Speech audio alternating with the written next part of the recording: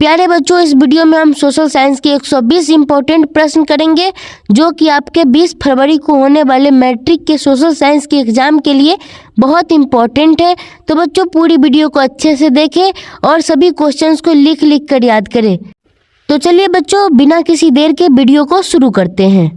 तो हमारा सबसे पहला क्वेश्चन है बच्चों, 1857 के विद्रोह का प्रमुख कारण क्या था?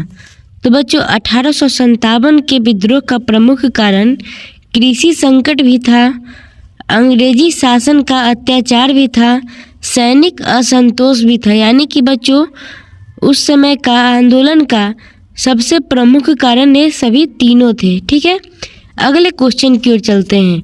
हमारा अगला क्वेश्चन है, सत्याग्रह आंदोलन के जनक कौन थे? तो बच्चों सत्याग्रह आंदोलन के जनक बच्चों महात्मा गांधी जी थे। ठीक है बच्चों, अपने अगले क्वेश्चन की ओर चलते हैं। हमारा अगला क्वेश्चन है, जालियांवाला बाग हत्याकांड कब हुआ था? तो यह बच्चों सन 1919 में 13 अप्रैल को हुआ था। ठीक है बच्चों, अगले क्वेश्चन की ओर चलते हैं। हमारा अगला क्वेश्चन है, स्वराज मेरा जन्मसिद्ध अधिकार है, इसका नारा किसने दिया था? तो बच्चों यह नारा बाल गंगाधर तिलक जी ने दिया था। ठीक है, अगले क्वेश्चन की ओर चलते हैं। हमारा अगला क्वेश्चन है, असहयोग आंदोलन कब शुरू हुआ था? तो बच्चों असहयोग आंदोलन की शुरुआत सन 1920 में हुई थी। ठीक है, अपने अगले क्वेश्चन की ओर चलते हैं। हमारा अगला क्वेश्चन है, डांडी मार्च की शुरुआत कब हुई थी? तो बच्चों डांडी मार्च की शुरुआत सन 1930 में हुई थी। ये सभी प्रश्न बहुत इंपॉर्टेंट है बच्चों, इसलिए इन सभी प्रश्न को लिख ले और उसे फिर याद करें। ठीक है, अगले क्वेश्चन की ओर चलते हैं। हमारा अगला प्रश्न है, भारत छोड़ो आंदोलन का नारा किसने दिया था? तो बच्चों भारत छोड़ो आंदोलन का नारा किसने दिया था? महात्मा गांधी जी ने दिया था। अपने अगले क्वेश्चन की ओर चलते हैं। अपना अगला क्वेश्चन है, 1857 के विद्रोह के समय भारत का गवर्नर जनरल कौन था? तो बच्चों उस समय का गवर्नर जनरल कौन था? तो लॉर्ड कैनिंग था। कौन था? लॉर्ड कैनिंग था। ठीक है, अपने अगले क्वेश्चन की ओर चलते हैं। हमारा अगला क्वेश्चन है, कांग्रेस का पहला अधिवेशन कब और कहाँ हुआ था? तो बच्चों कांग्रेस का पहला अधिवेशन 1885 में मुंबई में हुआ था। ठीक है, अपने अगले क्वेश्चन की ओर चलते हैं। हमारा अगला क्वेश्चन है, पिट्स इंडिया एक्ट कब पारित हुआ? तो बच्चों पिट्स इंडिया एक्ट सन 1784 में लागू हुआ था। ठीक है, अपने अगले क्वेश्चन की ओर चलते हैं। बच्चों अपना अगला क्वेश्चन है, स्वदेशी आंदोलन की शुरुआत किस वर्ष हुई थी? तो बच्चों स्वदेशी आंदोलन किस वर्ष हुई थी? तो बच्चों स्वदेशी आंदोलन सन 1905 में हुई थी। ठीक है, स्वदेशी आंदोलन सन 1905 में हुई थी। अपनी अगली क्वेश्चन है, इंडियन नेशनल आर्मी यानी कि INA का नेतृत्व किसने किया? तो बच्चों INA का नेतृत्व किसने किया? तो INA का नेतृत्व किया था सुभाष चंद्र बोस ने। ठीक है, अगले क्वेश्चन की ओर चलते हैं। हमारा अगला क्वेश्चन है, 1857 के विद्रोह के दौरान झांसी की रानी का वास्तविक नाम क्या था? तो बच्चों झांसी की रानी का नाम क्या था? लक्ष्मीबाई था। ये सभी क्वेश्चंस बहुत इंपॉर्टेंट है जो आपके बोर्ड परीक्षा 2025 में आने के अत्यधिक संभावना रखते हैं। अपने अगले क्वेश्चन की ओर चलते हैं। अपना अगला क्वेश्चन है, किसने पहली बार भारत को इंडिया कहा था? तो बच्चों आपको याद रखना है कि जो ग्रीक थे वो क्या भारत को सबसे पहली बार इंडिया कहते। अपना अगला क्वेश्चन है बच्चों, महात्मा गांधी जी ने पहला सत्याग्रह कहाँ किया था? तो बच्चों आपको याद रखना है कि महात्मा गांधी जी ने अपना सबसे पहला सत्याग्रह बिहार के चंपारण जिले में किया था। अपना अगला क्वेश्चन है बच्चों, भगत सिंह को फांसी कब दी गई थी? तो बच्चों भगत सिंह को फांसी 23 मार्च 1931 ईस्वी को दी गई थी। अपने अगले क्वेश्चन की ओर चलते हैं। अपना अगला क्वेश्चन है, भारत का विभाजन किस योजना के तहत हुआ था? तो बच्चों भारत का विभाजन मॉन्टेग्यू चेम्सफोर्ड सुधार योजना के तहत हुआ था। अपना अगला क्वेश्चन है बच्चों, पंजाब केसरी किसे कहा जाता है? तो बच्चों आपको याद रखना है कि पंजाब केसरी लाला लाजपत राय को कहा जाता है। अपना अगला क्वेश्चन है बच्चों, भारत में अस्थाई बंदोबस्त प्रणाली किसने लागू की थी? तो बच्चों भारत में अस्थाई बंदोबस्त किसने लागू की थी? तो लॉर्ड कॉर्नवालिस ने की थी। अपने अगले क्वेश्चन की ओर चलते हैं। हमारा अगला प्रश्न है, अकबर ने अपने शासन में कौन सा नया धर्म लाया था? यानी कि कौन सा नया कानून लाया था? यानी कि इसमें कौन सा धर्म भी पूछा जा रहा है। तो कौन सा धर्म लाया था? तो दीन ए इलाही लाया था। ठीक है, अपने अगले क्वेश्चन की ओर चलते हैं। अपना अगला प्रश्न है, किसने भारतीय राष्ट्रीय कांग्रेस की स्थापना की थी? तो बच्चों भारतीय राष्ट्रीय कांग्रेस की स्थापना किसने की थी? तो ए.ओ. ह्यूम ने की थी भारतीय राष्ट्रीय कांग्रेस की स्थापना। अगले क्वेश्चन की ओर चलते हैं। हमारा अगला प्रश्न है, जालियांवाला बाग हत्याकांड नहीं जो हुआ था वो किस शहर में है? ठीक है, तो ये किस शहर में है? तो पंजाब के अमृतसर नामक शहर में है बच्चों। अपने अगले क्वेश्चन की ओर चलते हैं। हमारा अगला प्रश्न है, बंगाल विभाजन कब हुआ था? तो बच्चों आपको याद रखना है कि बंगाल विभाजन सन 1905 में हुआ था। अपने अगले क्वेश्चन की ओर चलते हैं। हमारा अगला प्रश्न है, गांधी इरविन समझौता कब हुआ था? तो बच्चों गांधी जी और इरविन के बीच समझौता कब हुआ था? तो सन 1931 में हुआ था। हमारा अगला प्रश्न है कि बच्चों साइमन कमीशन भारत कब आया था? तो बच्चों साइमन कमीशन सन 1928 में भारत में आया था। चलिए अगले प्रश्न की ओर चलते हैं। हमारा अगला प्रश्न है, अंग्रेजों के खिलाफ पहला विद्रोह कब हुआ था? तो बच्चों आपको याद रखना है कि अंग्रेजों के खिलाफ पहला विद्रोह सन 1757 में हुआ था, जो कि बहुत इम्पोर्टेंट है। अगले क्वेश्चन की ओर चलते हैं। हमारा अगला प्रश्न है, भारतीय संविधान सभा के अध्यक्ष कौन थे? तो बच्चों भारतीय संविधान सभा के अध्यक्ष डॉक्टर राजेंद्र प्रसाद थे, जो कि भारत के पहले राष्ट्रपति भी बने। ठीक है, अगले क्वेश्चन की ओर चलते हैं। हमारा अगला प्रश्न है, बक्सर का युद्ध कब हुआ था? तो बच्चों बक्सर का युद्ध सन 1764 ईस्वी में हुआ था। अपने अगले क्वेश्चन की ओर चलते हैं। हमारा अगला क्वेश्चन है, अंग्रेजों ने भारत में अपनी फैक्ट्री कहाँ स्थापित की थी? तो बच्चों अंग्रेजों ने भारत में अपनी फैक्ट्री सबसे पहले सूरत में स्थापित की थी। चलिए अगले क्वेश्चन की ओर चलते हैं। हमारा अगला क्वेश्चन है, भारतीय राष्ट्रीय ध्वज को किसने डिजाइन किया था? तो बच्चों भारतीय राष्ट्रीय ध्वज को किसने डिजाइन किया था? तो उनका नाम था पिंगली वेंकैया। ये सभी क्वेश्चंस बहुत इंपॉर्टेंट है बच्चों। चलिए अगले क्वेश्चन की ओर चलते हैं। अब भूगोल की क्वेश्चंस आ गई है बच्चों। अभी तक आपने हमारे चैनल को सब्सक्राइब नहीं किया है तो हमारे चैनल को सब्सक्राइब कर लीजिए। चलिए अगले क्वेश्चन की ओर चलते हैं। भारत का सबसे बड़ा राज्य कौन सा है क्षेत्रफल के आधार पर?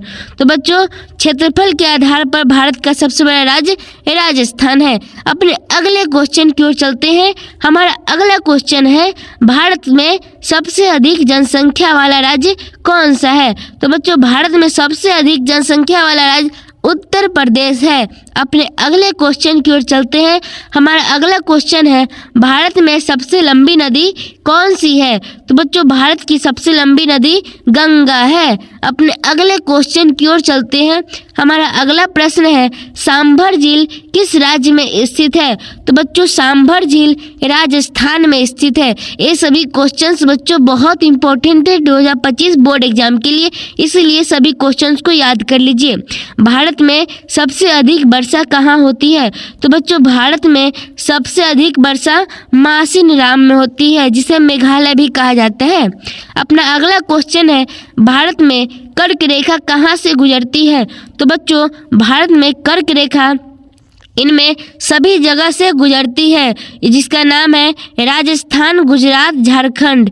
ठीक है, इससे इसके अलावा और भी राज्य से गुजरती है। चलिए अगले क्वेश्चन की ओर चलते हैं। हमारा अगला क्वेश्चन है, सतलज नदी किसकी सहायक नदी है? तो बच्चों सतलज नदी जो है वो सिंधु नदी की सहायक नदी है। अपने अगले क्वेश्चन की ओर चलते हैं।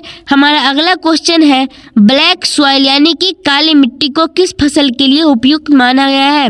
तो बच्चों काली मिट्टी को कपास के फसल के लिए उपयुक्त माना गया है। अपने अगले क्वेश्चन की ओर चलते हैं। हमारा अगला क्वेश्चन है ग्रीन रिवॉल्यूशन यानी कि हरित क्रांति का संबंध किससे है? तो बच्चों हरित क्रांति का संबंध किससे है? तो चावल और गेहूं से है। अपना अगला क्वेश्चन है बच्चों क्या है? भारत में सबसे बड़ा डेल्टा कौन सा है? तो बच्चों भारत में सबसे बड़ा डेल्टा कौन सा है? तो सुंदरबन डेल्टा है। अपने अगले क्वेश्चन की ओर चलते हैं। हमारा अगला क्वेश्चन है भारत की जलवायु कौन सी है? तो बच्चों भारत की जलवायु जो है वो कैसी है? उष्णकटिबंधीय मानसूनी है। ठीक है, अपने अगले क्वेश्चन की ओर चलते हैं। हमारा अगला क्वेश्चन है हीराकुंड बांध किस नदी पर स्थित है? तो बच्चों हीराकुंड बांध महानदी पर स्थित है। अपने अगले क्वेश्चन की ओर चलते हैं। हमारा अगला प्रश्न है भारत में चाय उत्पादन के लिए प्रसिद्ध राज्य कौन सा है? तो बच्चों भारत में चाय उत्पादन के लिए सबसे प्रसिद्ध राज्य कौन सा है? तो उस राज्य का नाम है बच्चों असम राज्य। अपने अगले क्वेश्चन की ओर चलते हैं। हमारा अगला प्रश्न है भारत का पहला परमाणु बिजली घर कहाँ स्थापित किया गया था? तो बच्चों भारत का पहला परमाणु कहाँ स्थापित किया गया था? तो तारापुर में स्थापित किया गया था। हमारा अगला प्रश्न है भारत के सबसे ऊंचे पर्वत का क्या नाम है? तो बच्चों भारत के सबसे ऊंचे पर्वत का नाम क्या है? तो बच्चों कंचनजंगा नाम है। अपने अगले क्वेश्चन की ओर चलते हैं। हमारा अगला प्रश्न है भारत में मृदा अपरदन का मुख्य कारण क्या है? तो बच्चों भारत में मृदा अपरदन का सभी मुख्य कारणों में आते हैं जो है वन की कटाई, अधिक चराई और तेज वर्षा। इससे क्या होता है बच्चों? मृदा अपरदन होता है। अपने अगले क्वेश्चन की ओर चलते हैं। हमारा अगला प्रश्न है कोयला उत्पादन में भारत का कौन सा राज्य अग्रणी है? तो बच्चों भारत के किस राज्य में कोयला सबसे अधिक है? तो है हमारा झारखंड में। अपने अगले क्वेश्चन की ओर चलते हैं। हमारा अगला प्रश्न है भारत में सबसे लंबा रेल मार्ग कौन सा है? तो बच्चों भारत में सबसे लंबा रेल मार्ग कौन सा है? तो यह है उत्तर रेलवे। अपने अगले प्रश्न की ओर चलते हैं। हमारा अगला प्रश्न है भारत में खनिज तेल का प्रमुख क्षेत्र कौन सा है? तो बच्चों भारत में खनिज तेल का प्रमुख क्षेत्र ये सभी है जो है असम, गुजरात, मुंबई है, ये सभी तेल क्षेत्र प्रमुख है। अपने अगले प्रश्न की ओर चलते हैं। हमारा अगला प्रश्न है नर्मदा नदी का उद्गम स्थान कहाँ है? तो बच्चों नर्मदा नदी का उद्गम स्थान कहाँ है? यह है अमरकंटक। अपने अगले प्रश्न की ओर चलते हैं। हमारा अगला प्रश्न है चिल्का झील किस राज्य में स्थित है? तो बच्चों ध्यान में रखना है कि चिल्का झील कहाँ है? तो यह है ओडिशा में। ठीक है, अपने अगले प्रश्न की ओर चलते हैं। हमारा अगला प्रश्न है भारत में बागवानी किस फसल के लिए की जानी चाहिए यानी कि की जाती है? तो क्या है किस फसल के लिए की जाती है? तो फल और सब्जियों के लिए बागवानी की जाती है। अपने अगले प्रश्न की ओर चलते हैं। हमारा अगला प्रश्न है कौन सा राज्य भारत का सबसे बड़ा गन्ना उत्पादक राज्य है? तो ये कौन सा राज्य है बच्चों? तो कौन सा है? उत्तर प्रदेश है। अपने अगले प्रश्न की ओर चलते हैं। हमारा अगला प्रश्न है थार मरुस्थल किस राज्य में है? तो बच्चों थार मरुस्थल कहाँ है? राजस्थान में है। ठीक है, अपने अगले प्रश्न की ओर चलते हैं। हमारा अगला प्रश्न है भारत का सबसे दक्षिणी छोर कौन सा है? तो बच्चों भारत का सबसे दक्षिणी छोर इंदिरा पॉइंट है। ठीक है, इंदिरा पॉइंट है। अपने अगले प्रश्न की ओर चलते हैं। हमारा अगला प्रश्न है भारत में जल विद्युत उत्पादन का सबसे बड़ा स्रोत कौन सा है? तो भारत में जल विद्युत उत्पादन का सबसे बड़ा स्रोत कौन सा है बच्चों? तो टिहरी बांध है। अपने अगले प्रश्न की ओर चलते हैं। हमारा अगला प्रश्न है ग्रीन हाउस प्रभाव का मुख्य कारण क्या है? तो बच्चों ग्रीन हाउस प्रभाव का मुख्य कारण क्या है? वायुमंडल में कार्बन डाइऑक्साइड की वृद्धि। ठीक है, अपने अगले प्रश्न की ओर चलते हैं। हमारा अगला प्रश्न है भारत का सबसे बड़ा पोर्ट कौन सा है? तो बच्चों भारत का सबसे बड़ा पोर्ट कौन सा है? तो वो है मुंबई पोर्ट। अपने अगले प्रश्न की ओर चलते हैं। हमारा अगला प्रश्न है नागार्जुन सागर बांध किस नदी पर बना हुआ है? तो बच्चों ये बनी हुई है कृष्णा नदी पर। अपने अगले प्रश्न की ओर चलते हैं। हमारा अगला प्रश्न है भारत के कुल भौगोलिक क्षेत्रफल का कितना प्रतिशत वन क्षेत्र है? तो ये बच्चों 21.67% यानी कि 21.67% है। चलिए बच्चों यहाँ से आपकी अर्थशास्त्र शुरू होती है। अभी तक आपने हमारे चैनल को सब्सक्राइब नहीं किया है तो हमारे चैनल को सब्सक्राइब कर लीजिए और वीडियो को भी लाइक कर लीजिए। चलिए अगले प्रश्न की ओर चलते हैं। हमारा अगला प्रश्न है भारत की अर्थव्यवस्था का मुख्य आधार क्या है? तो बच्चों भारत की अर्थव्यवस्था का मुख्य आधार क्या है? कृषि है। अपने अगले प्रश्न की ओर चलते हैं। हमारा अगला प्रश्न है भारतीय रिजर्व बैंक की स्थापना कब हुई थी? तो ये बच्चों सन 1935 में हुई थी। हमारा अगला प्रश्न है, भारत में हरित क्रांति किससे संबंधित है?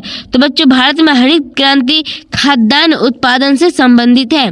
हमारा अगला प्रश्न है, सकल घरेलू उत्पाद यानी कि जीडीपी का मापता है, मतलब कि क्या मापता है? तो जीडीपी क्या मापता है बच्चों?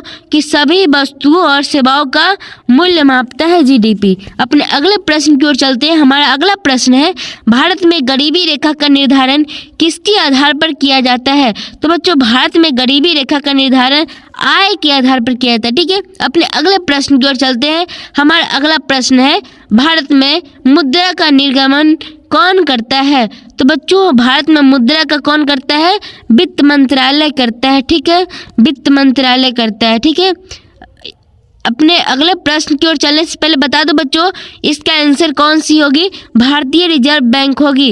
ये मंत्रालय वित्त है लेकिन करता कौन है? तो भारतीय रिजर्व बैंक करता है। ठीक है, अगले क्वेश्चन की ओर चलते हैं। हमारा अगला क्वेश्चन है, राष्ट्रीय ग्रामीण रोजगार गारंटी अधिनियम यानी कि जिसे नरेगा कहा जाता है, तो नरेगा कब लागू हुआ था? तो बच्चों नरेगा कब लागू हुआ था?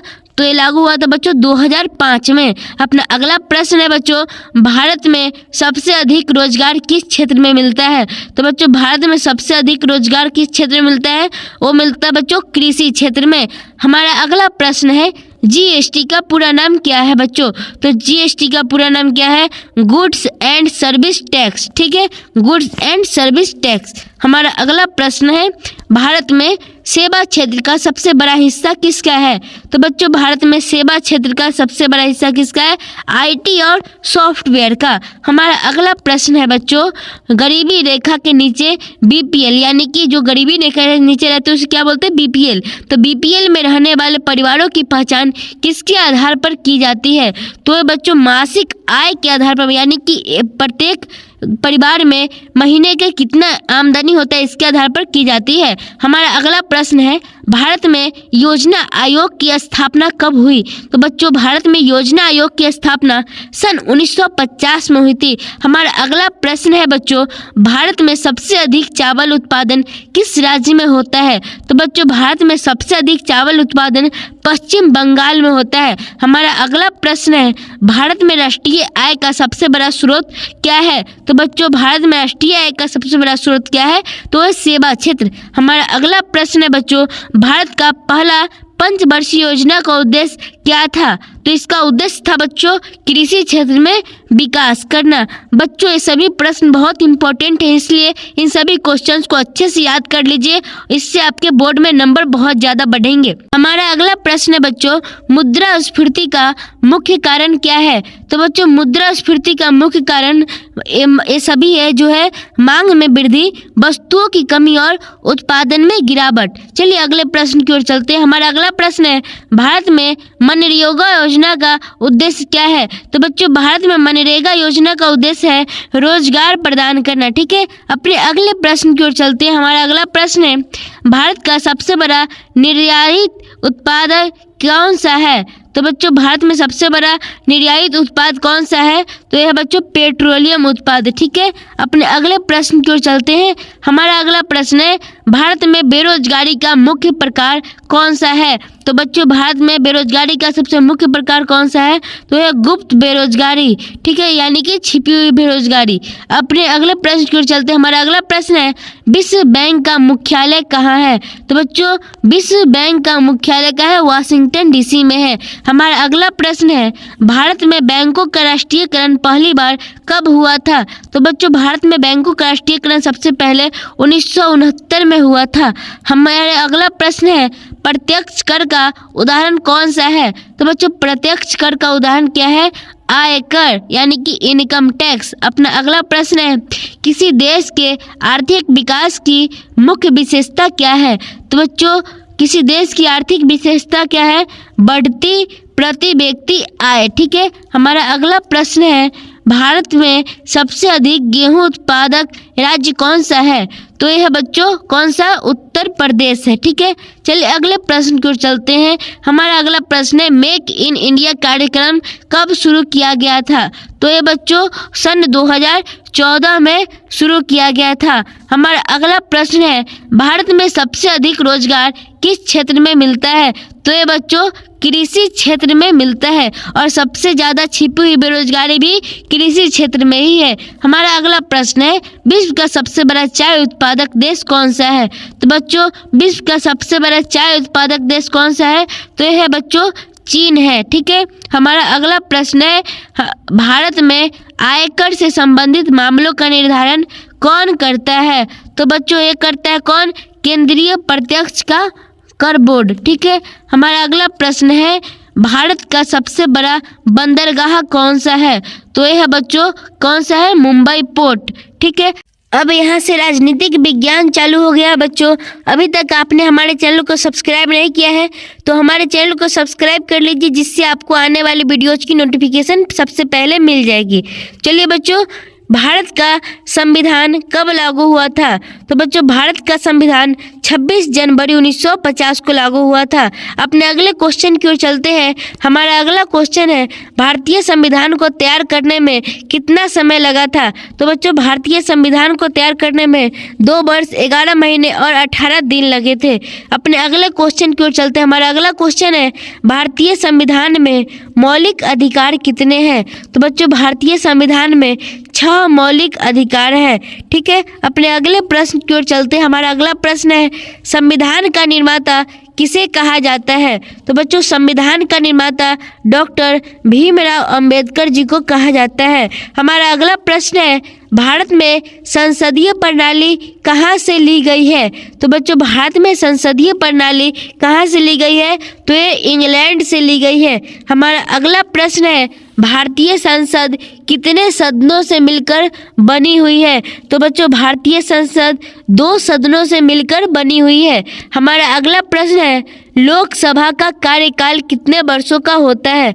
तो बच्चों लोकसभा का कार्यकाल 5 वर्षों का होता है। हमारा अगला प्रश्न है, राज्यसभा के सदस्य का कार्यकाल कितने वर्षों का होता है? तो राज्यसभा के सदस्यों का कार्यकाल बच्चों 6 वर्षों का होता है। अपने अगले प्रश्न की ओर चलते हैं। हमारा अगला प्रश्न है, भारत का राष्ट्रपति कितने वर्षों के लिए चुना जाता है? तो बच्चों भारत का राष्ट्रपति 5 वर्षों के लिए चुना जाता है। ये सभी वर्ष वाले प्रश्न बहुत इंपॉर्टेंट है बच्चों। अपने अगले प्रश्न की ओर चलते हैं, लोकसभा में कुल कितनी सीटें हैं? तो बच्चों लोकसभा में कुल 552 सीटें हैं। ठीक है, अपने अगले प्रश्न की ओर चलते हैं। हमारा अगला प्रश्न है, भारत का राष्ट्रीय ध्वज किसने डिजाइन किया है? तो बच्चों भारत का राष्ट्रीय ध्वज पिंगली वेंकैया ने डिजाइन किया है। हमारा अगला प्रश्न है, भारत में संविधान का संशोधन किसके द्वारा किया जाता है? तो भारत में संविधान का संशोधन बच्चों संसद के द्वारा किया जाता है। हमारा अगला प्रश्न है, भारतीय संविधान में समानता का अधिकार किस अनुच्छेद में दिया गया है? तो बच्चों ये अनुच्छेद 14 से 18 में दिया गया है। हमारा अगला प्रश्न है, भारत का सर्वोच्च न्यायालय कहाँ स्थित है? तो बच्चों भारत का सर्वोच्च न्यायालय कहाँ स्थित है? वो है दिल्ली में स्थित है। ठीक है, अपने अगले प्रश्न की ओर चलते हैं। हमारा अगला प्रश्न है, भारत का पहला प्रधानमंत्री कौन था? तो बच्चों भारत का पहला प्रधानमंत्री कौन था? डॉक्टर पंडित जवाहरलाल नेहरू थे। अपने अगले प्रश्न की ओर चलते हैं। हमारा अगला प्रश्न है, भारतीय संविधान का सबसे लंबा भाग कौन सा है? तो बच्चों भारतीय संविधान का सबसे लंबा भाग कौन सा है? तो भाग 3 है। अपने अगले प्रश्न की ओर चलते हैं। हमारा अगला प्रश्न है, संविधान का कौन सा अनुच्छेद धर्म की स्वतंत्रता प्रदान करता है? तो बच्चों ये अनुच्छेद 25 के तहत दिया गया है। अपने अगले प्रश्न की ओर चलते हैं। हमारा अगला प्रश्न है, भारत में कितने उच्च न्यायालय हैं? तो बच्चों भारत में टोटल 25 उच्च न्यायालय हैं। अपने अगले प्रश्न की ओर चलते हैं। हमारा अगला प्रश्न है, भारत के राष्ट्रीय गान यानी कि जन गण मन के रचयिता कौन है? तो जन गण मन के रचयिता कौन है? रविंद्रनाथ टैगोर जी हैं। अपने अगले प्रश्न की ओर चलते हैं।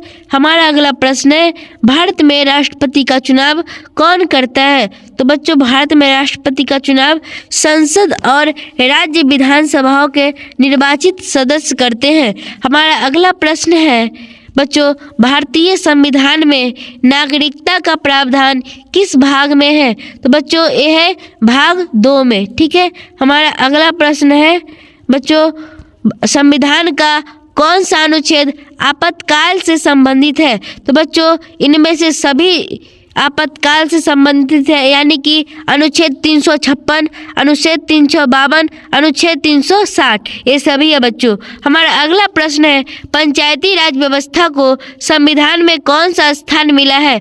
तो बच्चों पंचायती राज व्यवस्था को संविधान में भाग 9 का स्थान मिला है। हमारा अगला प्रश्न है बच्चों, भारत का पहला राष्ट्रपति कौन था? तो बच्चों भारत के पहले राष्ट्रपति डॉक्टर राजेंद्र प्रसाद थे, जिनका जन्म बिहार के जीरादेई में हुआ था। हमारा अगला प्रश्न है, भारत में आपातकाल कितनी बार लगाया गया है? तो बच्चों भारत में आपातकाल अभी तक टोटल 3 बार लगाए जा चुके हैं। हमारा अगला प्रश्न है, भारत का वर्तमान संविधान कितने अनुच्छेदों वाला है? तो बच्चों अभी भारत के संविधान में टोटल 448 अनुच्छेद हैं। हमारा अगला प्रश्न है, राज्यपाल की नियुक्ति कौन करता है? तो बच्चों राज्यपाल की नियुक्ति राष्ट्रपति करते हैं। हमारा अगला प्रश्न है, भारत में संविधान में भाषा संबंधी प्रावधान किस अनुच्छेद में है? तो ये बच्चों अनुच्छेद 343 से 351 तक में है। हमारा अगला प्रश्न है, लोकसभा का पहला स्पीकर कौन था? तो बच्चों लोकसभा का पहले स्पीकर जीबी मावलंकर थे। हमारा अगला प्रश्न है बच्चों, भारत का राष्ट्रीय प्रतीक किसे दर्शाता है? तो बच्चों भारत का राष्ट्रीय प्रतीक किसे दर्शाता है? अशोक स्तंभ को दर्शाता है। तो बच्चों ये थे आपके सोशल साइंस के 120 इंपॉर्टेंट प्रश्न, जहां से 20 फरवरी को एग्जाम में पूछे जाने की सबसे अधिक संभावना है। बच्चों अगर आपको हमारी वीडियो पसंद आई तो हमारे वीडियो को लाइक करें, अपने दोस्तों के साथ शेयर करें और हमारे चैनल को सब्सक्राइब करना बिल्कुल भी ना भूलें।